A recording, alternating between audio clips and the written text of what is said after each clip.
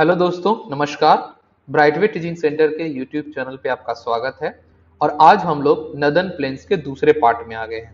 इस पार्ट में हम लोग नदन प्लेन का डिवीजन नॉर्थ टू साउथ पढ़ेंगे।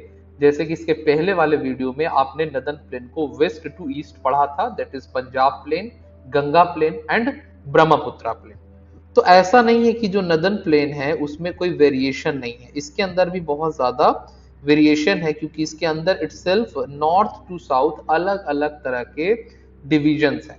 तो इसके 4 डिविजन्स हैं। और जैसा कि हम लोगों ने ये सीखा है कि हिमालय से बहुत सारी नदियां निकलती हैं, और हिमालय से नदियों के निकलने के वजह से लाखों साल में उसने पूरे के पूरे नदन प्लेन को समतल बना दिया। बट एक वेरिएशन देखने को मिलता है। तो जो सबसे पहला वेरिएशन हमको देखने को मिलता है, फुटहिल्स ऑफ शिवालिक, मतलब शिवालिक के नीचे वाले इलाके में, मतलब जहां हिमाद्री, हिमाचल, शिवालिक खत्म होता है और उसके बाद का एरिया भाबर बोला जाता है। This region is known as Bhabar. और ये 8 से 16 किलोमीटर का लंबा बेल्ट है और बहुत नैरो बेल्ट है, पतला सा बेल्ट है। और हिमालय से निकलने वाले जो सैंड है, पेबल्स है, ग्रेवल है, जिसे कंकर, पत्थर, वो सभी यहाँ आके जमा हो जाते हैं। और इस भाबर वाले बेल्ट में, भाबर वाले रीजन में हिमालय से आने वाली ज्यादातर नदियां जो है वो डिसअपियर कर जाती है, वो यहाँ गायब हो जाती हैं, वो यहाँ नहीं दिखती हैं। भावर के बाद का जो रीजन होता है जहां पर नदियां फिर से रीएमर्ज कर जाती है, नदियां फिर से दिखने लगती हैं, स्ट्रीम्स फिर से दिखने लगती हैं, उस एरिया में एक वेट, स्वैम्पी और मार्शी रीजन डेवलप होता है। इस रीजन को तराई बोलते हैं। तो the Terai region is the region which is wet, swampy as well as marshy. तो ये दलदली इलाका होता है जहां पर नदियां हिमालय से जो सैंड, सिल्ट, क्ले, ग्रेवल लेके आई हैं वो रीअपियर करती हैं, और इस जगह पे दलदली भूमि बनती है जो पक्षियों, घड़ियाल और कई इस तरह के दलदली क्षेत्र में रहने वाले जानवरों के लिए एक अच्छा हैबिटेशन लोकेशन बनता है। तो यहाँ पर बहुत ही थिकी फॉरेस्ट है। थिकी फॉरेस्ट का मतलब होता है घने जंगल हैं, और this region is full of wild life. तो जंगली जीव यहाँ पर भरे पड़े हैं, जंगली जीव यहाँ बहुत मिल जाएगा। तो इस एरिया को, फॉरेस्ट एरिया को कट किया गया, एग्रीकल्चरल लैंड बनाया गया।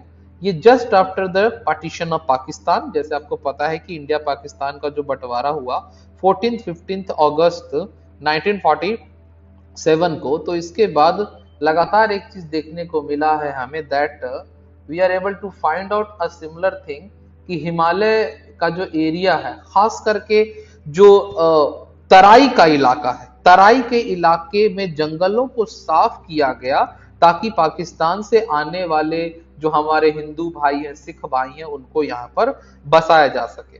और यहीं पर है दुधवा नेशनल पार्क। और Dudhwa national park which is situated in Lakhimpur Kheri, Uttar Pradesh. मैं यहाँ लिख दे रहा हूं लखीमपुर खीरी, यूपी। तो उत्तर प्रदेश में दुधवा नेशनल पार्क है, और ये नेशनल पार्क सिचुएटेड है ऑन तराई रीजन।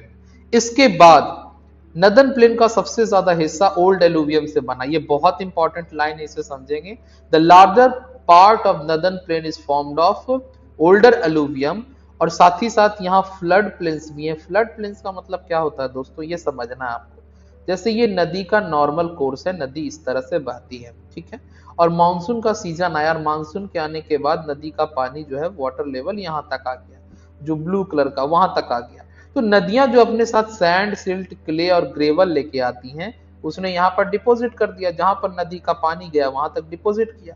पर बारिश का सीजन खत्म होने के बाद नदी फिर से वापस अपने ड्यू कोर्स में आ जाती है, जो उसका अपना कोर्स था, नदी का जो रास्ता था उसमें वापस आ गई। पर अगल बगल के जो रीजन में उसने सैंड, सिल्ट, क्ले और जो ग्रेवल डाले, उसको वहीं पर छोड़ देती है। तो जो आसपास का रीजन होता है वो एक्सट्रीम फर्टाइल रीजन हो जाता है। तो इस एरिया को फ्लड प्लेन बोलते हैं, बाढ़ का मैदान। तो this region is called flood plain.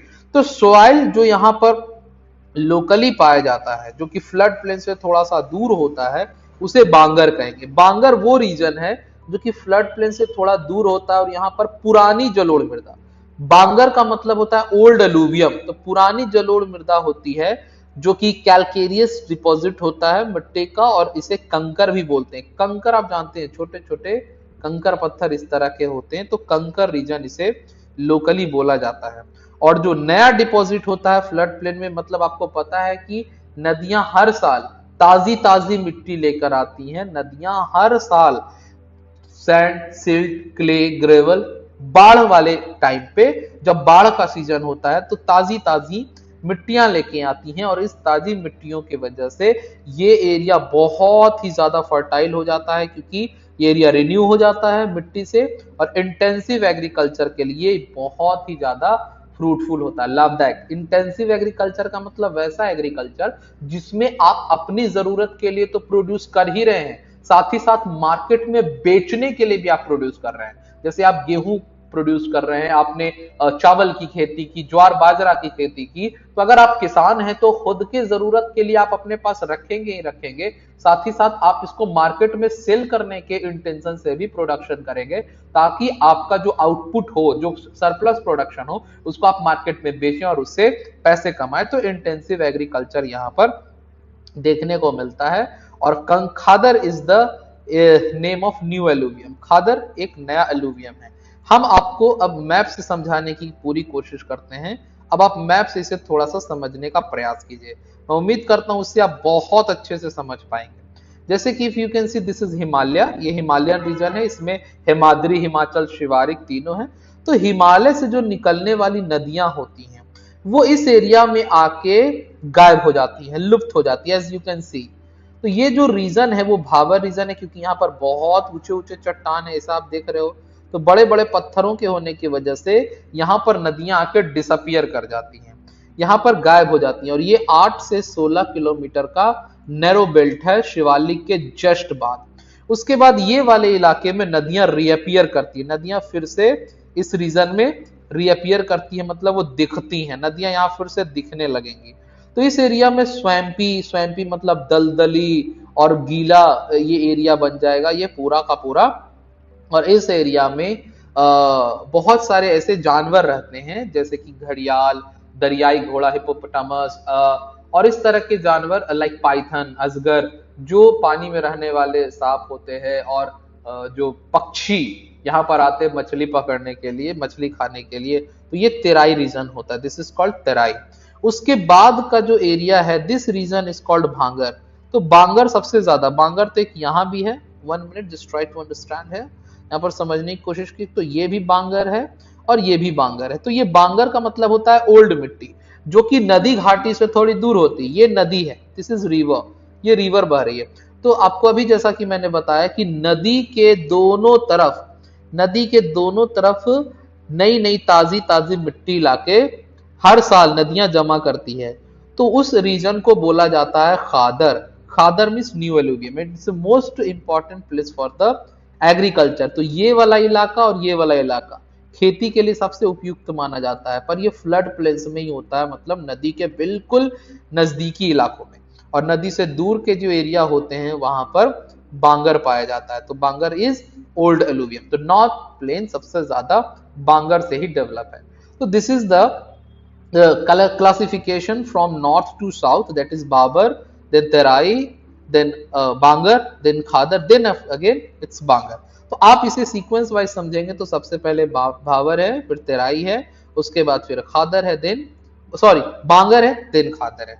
तो हम लोगों ने अभी पूरा का पूरा नदन प्लेन का ये जो क्लासिफिकेशन है फ्रॉम नॉर्थ टू साउथ ये समझ लिया। नेक्स्ट वीडियो में हम लोग पेनिनसुलर प्लेटो के बारे में पढ़ेंगे। तब तक अपना ख्याल रखेंगे, सुरक्षित रहेंगे। टिल देन गुड बाय, जय हिंद।